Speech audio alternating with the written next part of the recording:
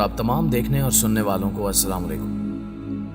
नाज़रीन गिरामी, सल्तनत उस्मानिया के 600 साल दौरे हुकूमत की तारीख जहां फतूहात से भरी पड़ी है, तो वहीं ये अपने अंदर कई दिल दहला देने वाली दास्तानें भी समाये हुए हैं। सल्तनत उस्मानिया के तख्त पर विराजमान होने वाले उस्मानी सुल्तानों का शुमार दुनिया के ताकतवर तरीन अफराद में होता था और 3 बरे-आज़मों तक फैली सल्तनत उस्मानिया कई हवालों से अहम समझी जाती थी। लेकिन आपको यह जानकर हैरत होगी कि अपने वक्त की अजीम शान सल्तनत के कुछ सलातीन का अंजाम इंतहाई भयानक और दर्दनाक भी रहा है। आज की इस वीडियो में हम आपको चंद ऐसे उस्मानी सलातीन के बारे में बताएंगे जो गैर तबई मौत मरे, या तो उन्हें कत्ल कर दिया गया या इनकी मौत आज भी एक बहुत बड़ा मुअम्मा है। इसलिए वीडियो को स्किप किए बगैर आखिर तक जरूर देखिएगा। प्यारे दोस्तों, सबसे पहले हम आपको सुल्तान मुराद अव्वल के बारे में बताएंगे कि सुल्तान मुराद अव्वल सल्तनत उस्मानिया के बानी सुल्तान उस्मान के पोते थे। मुराद अव्वल 1359 ईस्वी से लेकर 1399 ईस्वी तक सल्तनत उस्मानिया के हुक्मरान रहे। वो और खान अव्वल के साहबजादे थे जो बाज़ंतीनी शहजादी हेलन यानी नीलोफर के बतन से पैदा हुए और 1359 में अपने वालिद की वफात के बाद तख्त नशीन हुए। उन्होंने 9 मफतूहा शहर अदरना, जिसे मौजूदा दिनों में एड्रियानोपल कहा जाता है, को दारुल हुकूमत करार देकर यूरोप में उस्मानी पेशकदमी को मजबूत किया और बल्कान का बेशतर इलाका उस्मानी कलमरों में शामिल किया और बाज़ंतीनी हुक्मरान को खिराज देने पर मजबूर किया। मुराद अव्वल पहले हुक्मरान थे जिन्होंने आले उस्मानी को पहली बार सल्तनत उस्मानिया में तब्दील किया। इन्होंने 1383 ईस्वी में सुल्तान का लक़ब हासिल किया। इन्होंने सल्तनत को 2 सूबों अनादुलो यानी अनातुलिया और रोमेली यानी यूरोप में तकसीम किया। इन्होंने पहली जंग कोसोवो में बल्कान की मसीह अफवाज को शिकस्त दी। वो जंग के खात्मे के बाद जब अपने खेमे में आराम फरमा रहे थे तो एक जख्मी सर्ब फौजी उनके खेमे में दाखिल हुआ और उन्हें शहीद कर दिया। प्यारे साथियों, इसी तरह सुल्तान मुस्तफा अव्वल का नाम भी इसी फहरिस्त में ही शामिल किया जाता है। इनको मुस्तफा पागल भी कहा जाता है। हालांकि इनके कुछ मुअर्रिखीन इन्हें दीवाना नहीं बल्कि एक वली तस्वुर करते थे। यह खिलाफत उस्मानिया का 15वां हुक्मरान था। सुल्तान अहमद अव्वल ने अपनी वफात के वक्त 7 लड़के छोड़े जिनमें से 3 तख्त नशीन हुए, लेकिन मुस्तफा अव्वल को सुल्तान अहमद अपना जाननशीन कर गया था। अब तक 14 पुश्तों से खिलाफत उस्मानिया की विरासत बाप से बेटे को मुंतकिल हुई थी। यह पहला इत्तेफाक था कि बेटे की बजाय भाई तख्त का वारिस हुआ। ये इसलिए हुआ क्योंकि सुल्तान अहमद का बेटा उस्मान सानी उस वक्त कम उम्र था। मुस्तफा अव्वल की उम्र ज्यादातर हरम में गुजरी थी, इसी वजह से वो ज़ईफुल अक्ल और अमूर सल्तनत से बेखबर था। मुस्तफा की नाअहलियत के वाज़े हो जाने के बाद उमराए सल्तनत ने यह हाल देखकर इसको 3 माह बाद 16 फरवरी 1618 को तख्त से उतारा और सुल्तान अहमद के 14 साल बड़े बेटे उस्मान सानी को तख्त पर बिठा दिया। जबकि सुल्तान उस्मान सानी की मौत के बाद एक बार फिर सुल्तान मुस्तफा अव्वल को तख्त पर बिठा दिया गया और फिर 1 साल बाद सुल्तान मुराद राबे ने इस सल्तनत का तख्ता उलट दिया।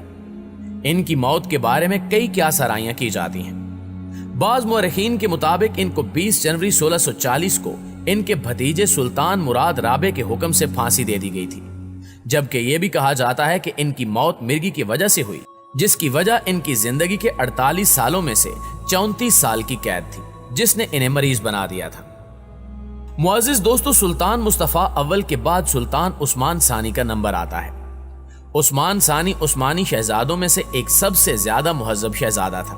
उस्मान सानी अपने चचा मुस्तफा अव्वल के बाद बगावत के नतीजे में 14 साल की उम्र में तख्त नशीन हुआ और अपनी जवानी के बावजूद उस्मान सानी ने जल्द ही अपने आप को एक हाकिम की हैसियत से पेश करने की कोशिश की और फारिस के साथ सुलहनामे पर दस्तखत करके सल्तनत की मशरकी सरहद को हासिल कर लिया।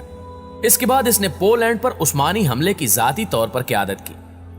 उस्मान सानी को जिस बुनियादी और गैर मामूली कमजोरी का सामना करना पड़ा, वो हरम में खवातीन की ताकत की वाज़े अज़म मौजूदगी थी। उस्मान सानी ने अनातुलियाई लोगों पर मुश्तमिल एक नई और ज्यादा वफादार फौज बनाने का इरादा किया। इसका नतीजा एक जबरदस्त बगावत थी जिसने फौरी तौर पर इस्तांबुल के यदीकुल किले में नौजवान सुल्तान को कैद कर दिया। عثمانی تاریخ میں یہ پہلا موقع تھا کہ جب کسی سلطان کو اپنی ہی فورس نے پھانسی دی۔ یہ تباہی عثمانی تاریخ کا سب سے زیادہ زیر بحث موضوع ہے۔ پیارے دوستو، سلطان عثمان ثانی کے بعد سلطان ابراہیم اول کا نمبر آتا ہے، جو اپنے بھائی سلطان مراد رابع کی موت کے بعد تخت نشین ہوئے۔ ابراہیم اول 1640 سے 1648 تک خلافت عثمانیہ کی باغ ڈور سنبھالنے والے ایک اہم سلطان تھے۔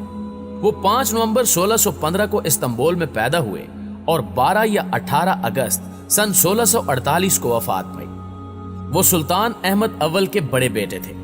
ان کی والدہ سلطان مائے پیکر سلطان تھی۔ جب مراد رابع نے وفات پائی تو اس وقت ابراہیم زندان میں بند تھے۔ جب عثمانی لشکر ان کو لینے گئے تو ابراہیم نے انکار کر دیا اور سمجھا کہ ان کے قتل کا حکم آ گیا ہے، مگر جب مراد رابع کی لاش سامنے لائی گئی تو پھر قید خانے سے باہر نکلے اور سلطنت کی باغ ڈور سنبھال لی اور اپنے 3 بھائیوں کو قتل کروا دیا۔ 1648 کو اس سلطان کو سلطنت سے بے دخل کر کے قید کر دیا گیا اور 10 روز بعد گلا کھونچ کر مار دیا گیا۔ یہ بھی کہا جاتا ہے کہ سلطان ابراہیم اول بھی ایک بغاوت میں قتل ہو گیا تھا۔ ناظرین گرامی، سلطان ابراہیم اول کے بعد سلطان سلیم ثالث کا نمبر آتا ہے۔ ان کا شمار بھی ان سلاطین میں ہوتا ہے جنہوں نے سلطنت عثمانیہ کو تباہی سے بچانے اور اس کو ترقی کی راہ پر ڈالنے کی بے شمار کوششیں کی۔ سلطان سلیم میسور کے ٹیپو سلطان کا ہم اثر تھا۔ اس نے تعلیم عام کرنے اور جدید علوم کی اشاعت کی کوشش کی۔ اس کے دور میں فن جنگ سے متعلق کتابوں کا فرانسیسی زبان سے ترکی زبان میں ترجمہ کیا گیا۔ بری اور بحری فوجوں کو نئے سرے سے منظم کیا گیا اور اس نئی تنظیم کو نظام جدید کا نام دیا گیا۔ فرانسیسی انجینئروں اور توپچوں کی مدد سے توپ بنانے کے جدید ترین کارخانے قائم کیے گئے۔ جاگیرداری نظام اصلاحات کی راہ میں بڑی رکاوٹ تھی، اس لیے سلیم نے جاگیرداری بھی ختم کر دی، لیکن سلیم ان اصلاحات میں زیادہ کامیاب نہ ہو سکا۔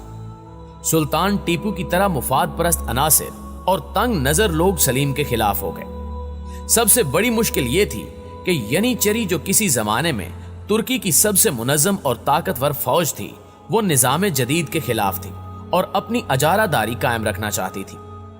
ینیچری کے سپاہیوں نے جدید یورپی اسلحے اور جنگی طریقوں کو اختیار کرنے سے انکار کر دیا۔ شیخ الاسلام سعد آفندی اصلاحات کے حامی تھے، لیکن 1807 میں ان کا انتقال ہو گیا۔ نئے شیخ الاسلام عطا اللہ آفندی ترک فوج کے زیر اثر تھے۔